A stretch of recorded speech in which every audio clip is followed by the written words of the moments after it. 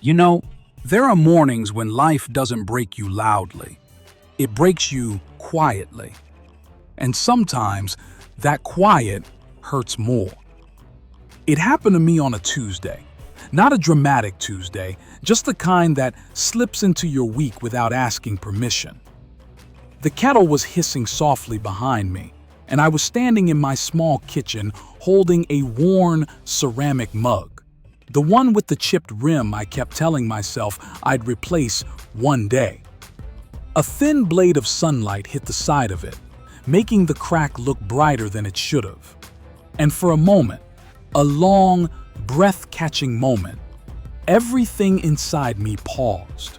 Not peacefully, just paused. Like my life was buffering.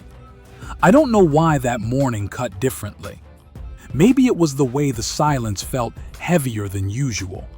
Maybe it was how the room smelled faintly of burnt toast from the day before. Or maybe it was the simple, human truth I had been trying to sidestep for months. I whispered into the rim of that mug, barely audible even to myself. Why does everything feel so hard lately? Have you ever felt that too? That quiet, sinking ache. The one that doesn't show up in your calendar, but shows up in your chest. And then, out of nowhere, a line surfaced in my mind. Something I read years ago from Machiavelli. Not the sharp-edged version people love to quote, but the softer, almost tender one. The wise never choose unnecessary battles.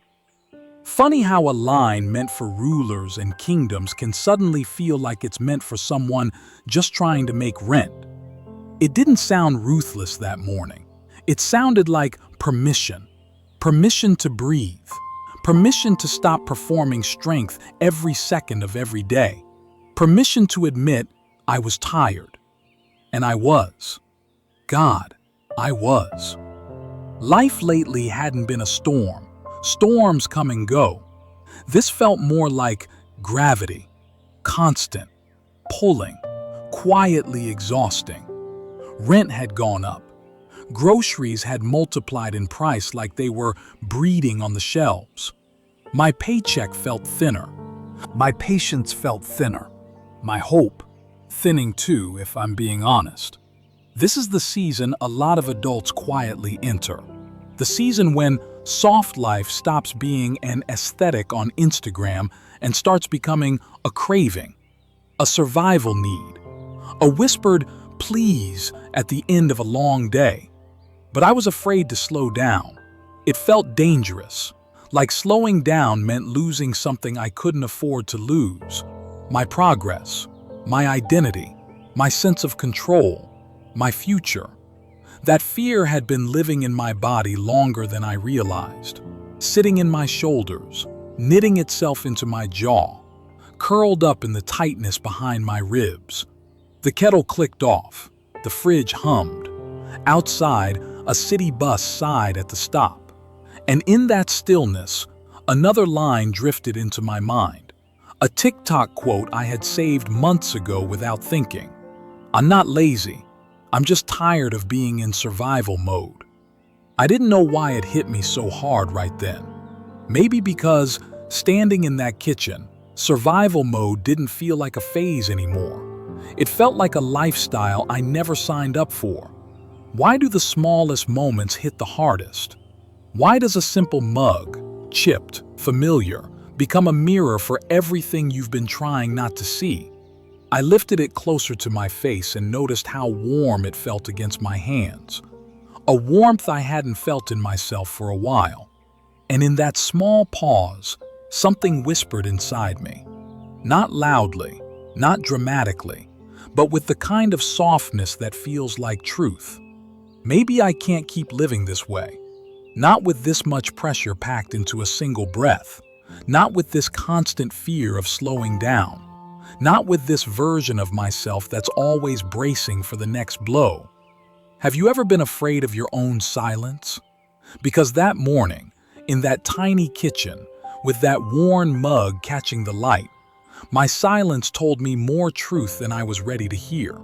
And by the time I placed the mug on the counter, my hands were trembling just enough for me to feel it. It was the first hint, the first whisper that something in my life was reaching its breaking point. And that was the moment I quietly asked myself, if I don't change now, what part of me will I lose next? By noon, whatever softness I had promised myself that morning was already gone, swallowed whole by the day. It started with a single Slack notification, then another, then 6 more. The sound wasn't even loud, but it felt like someone tapping directly on my nerves. The screen glowed with messages labeled quick, urgent, small favor, just need this by EOD. Funny how EOD had become the most expensive acronym in my life. Outside my window, the city kept moving, motorcycles buzzing in the distance, a delivery guy shouting down the alley, someone slamming a door 2 floors below. Ordinary sounds, but inside me, everything felt tighter, sharper, unbearably noisy. My worn ceramic mug sat beside my keyboard, empty, cold. I kept looking at it like it might refill itself with some sort of strength I no longer had. By 12:45, groceries were more expensive than last week. I saw the numbers on my banking app and felt the familiar punch in the gut. Gas, rent, the electric bill, all climbing. My income? Still pretending it could keep up. And then came the voice inside me, the one I thought I'd left in the morning. You don't get to rest. You're falling behind. I hated how easily I believed it. This is the part people don't talk about, not publicly, not honestly. The hidden cost isn't the work itself, or the bills, or the long hours. The real cost is the way you lose yourself in the process of trying to survive. I caught my reflection in the laptop screen. Tired eyes, tense jaw, the slouched shoulders of someone pretending they're fine. Then the spinning wheel appeared on my browser, and for a moment, it felt symbolic. Even my laptop was buffering. I opened my phone out of habit. Screen time report. 4 hours of scrolling last night. 4 hours looking for an escape I never actually found. I sighed. Long, heavy, quiet. What people didn't see, I whispered to no one, was the battle happening inside me. Around 2 p.m., something shifted, not dramatically, but deeply. I stared into that same mug, tracing the chipped rim with my thumb, and I felt it, the quiet panic rising like steam. If I don't change now, I'm going to lose myself. The sentence landed like a stone in my chest. Machiavelli appeared in my mind again. His words, often twisted, suddenly felt human. Whoever wishes to foresee the future must consult the past. My past wasn't vague, it was vivid. Last year's overwork, the headaches I ignored, the meals I skipped, the relationships I put on hold, the weekends I pretended I didn't need, the nights I slept next to my phone like it was a lifeline instead of a leash. I remembered the article I read from The Atlantic about burnout becoming a standard condition of the modern worker. I remember thinking, at least it's not just me. But saying that never made the exhaustion lighter. And just when I thought I'd hit my emotional limit, another quote I once saved resurfaced. You don't drown by falling in the water. You drown by staying there. Zig Ziglar. It was like the universe was holding up a mirror I could no longer avoid. Inside this conflict, there were others living their own versions of my story. A young mother I knew worked 2 jobs, slipping into bed at 2 a.m. only to wake up at 5. Her softness had turned into autopilot. She once told me, I don't even remember how it feels to breathe slowly. A man in his 40s, quiet at work, failing silently as responsibilities piled on. He kept saying yes because he was afraid one no would cost him his job or his dignity. A college student, full of dreams but drowning in expectations, whispered to me once, "I don't know how to be young and responsible at the same time." An immigrant caregiver, working nights, sending money home, told me, "Rest feels like betrayal when people depend on you." Their stories pressed into mine, reminding me that exhaustion has different faces but the same heartbeat. The day kept pushing, my breath kept shortening, and the symbol, my mug, felt heavier now, as if absorbing every piece of emotional weight I carried. Have you ever been afraid of the person you're becoming? Because I was. The pressure wasn't only external, it was internal. It was identity. It was fear. It was survival dressed as ambition. And in the middle of that collapsing afternoon, as the city outside kept running without me, something crystallized. The real danger wasn't the situation. It was who I was becoming inside it. My hand shook again. My breath thinned. The mug felt colder. And then the truth rose through me, trembling, unavoidable. If I don't change now, I will lose myself. The room went quiet, the kind of quiet that forces you to face yourself. When softness becomes strategy, not surrender. That sentence was still trembling in my chest when the room settled into a heavy, breathless quiet. Same chair, same desk, same cold mug. Nothing outside me shifted, but something inside me finally stopped pretending. I stayed there for a moment, not moving, just listening to my own pulse, steady but tired. The kind of tired that isn't fixed by sleep. The kind of tired that comes from carrying too much of yourself for too long. Have you ever felt your own truth press against your ribs like that? Not loud, not dramatic, just undeniable. I pushed the mug slightly away from me. It made a soft, ceramic scrape on the desk, a tiny sound, but it felt like a line being drawn. I didn't know what to do next. I just knew I couldn't keep doing what I'd been doing.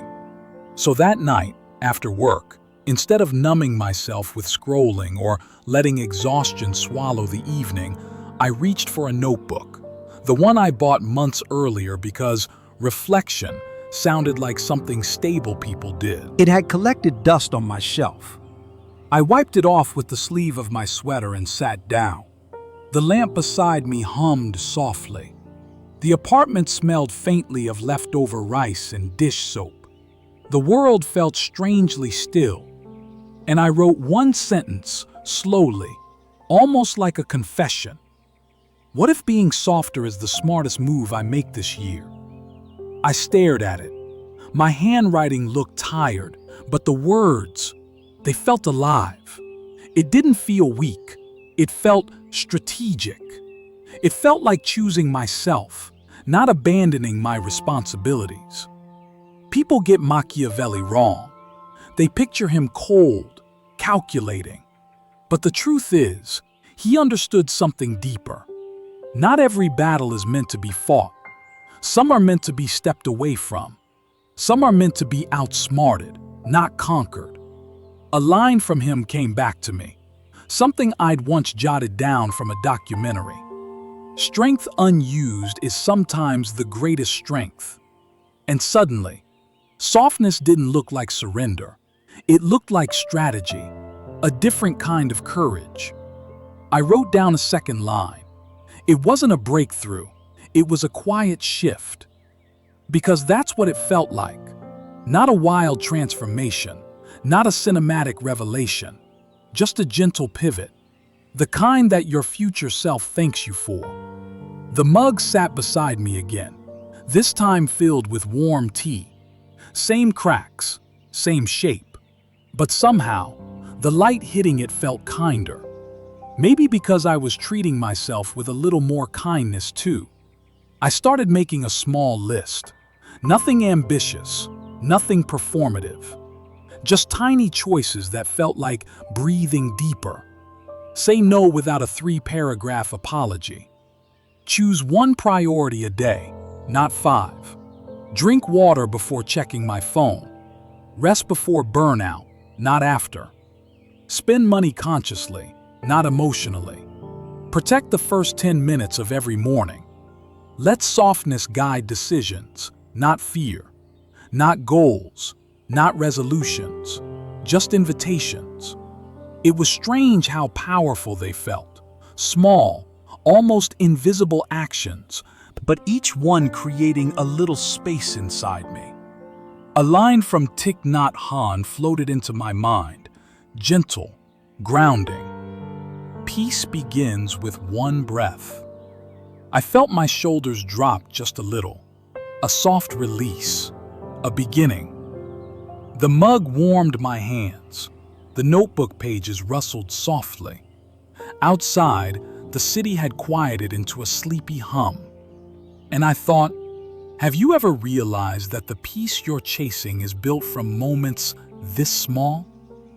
I wasn't healed. I wasn't transformed. But I was honest. Maybe for the first time in a long time. And honesty, it turns out, is its own kind of softness. The mug didn't feel heavy anymore. It felt like a reminder. Fill yourself slowly. Refill as needed. Don't wait to break. And in that gentle moment, that almost invisible turning point, I understood something I had been running from. I don't need to become a different person to survive this world. I just need to treat myself like someone worth saving. So I closed the notebook, placed my mug beside it, and whispered into the quiet. I can walk differently now. Not perfectly, not fast, just differently. And progress, I realized, has a whisper, not a shout. The gentle day is not a dream, it's a decision. That thought was still warm in my mind as I sat there, the lamp humming beside me, the mug cooling slowly against my palms.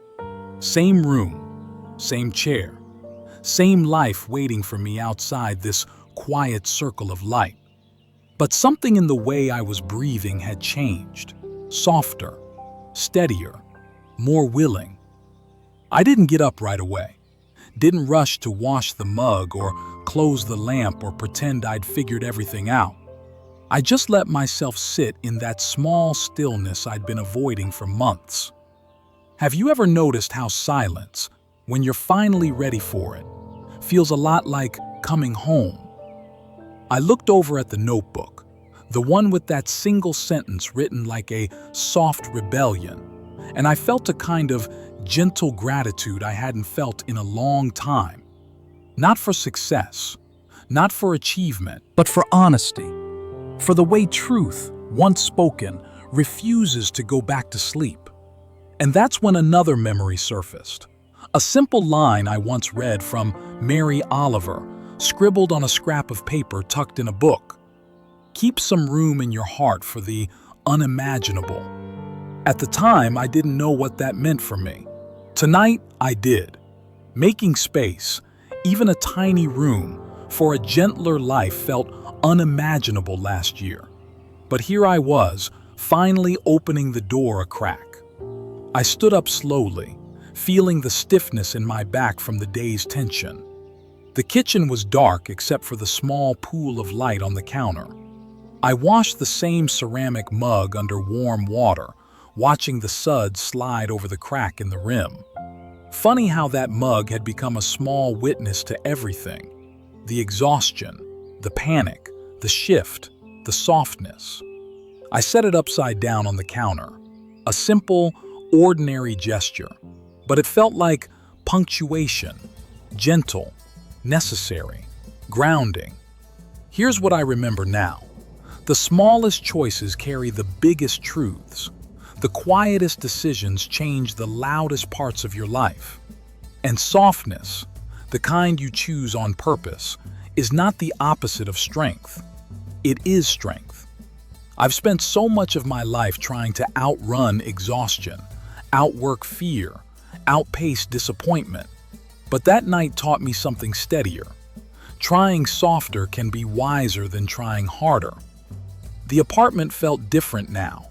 Not fixed, not healed, just friendlier. The fridge hummed like a low lullaby. A soft night breeze slipped through the cracked window, brushing against my arms. I exhaled in a way my body had been waiting for. Looking back, I think this is what stayed with me. Change doesn't arrive with applause.